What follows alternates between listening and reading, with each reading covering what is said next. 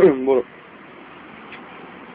بومزن ببین لباس ما رو به رقص ساز ما، تریپ خنده داره ولی که بازی مال ماست. و بگی پاز ناپا بومزن که پای کار فرجه، نمیده به هیچکی چون که هست رو قله برج گیشا. از اینجا خوب دیده میشه ریز، اینا شیله پیله نیست، بومزه می نویسه هیست. حد تو تیز بکن گوشاتو فیکس و تیز بشی با صدامون هیپنوتیز. نشنیدید حالا این نوریت باید تو جاتو خیز کنی. دیکتوری ما بعد جلوبی تو خماشا پروری تو لباس تو موزیک داری میبی تو فتی نبینم که پوز بری با فستون تو هی میشه بساچی بنادی بنیموش.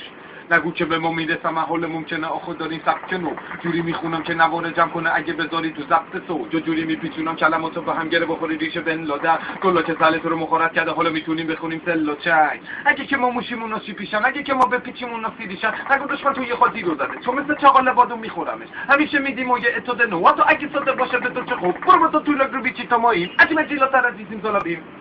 میبینی که میذارم ضرباتم ریسمان طلبات فقط میشلم متخلی بالا سلامات خیلی زره حرکت تو میگذری از موضوع میرو برای خطری میکنه کار خودت هم رو برای خودت من میگه خیلی خیلی وانا لاغ بود قلمون کتاب تو برای که فهمت من میگه کلی که تو بگم به درد فهم.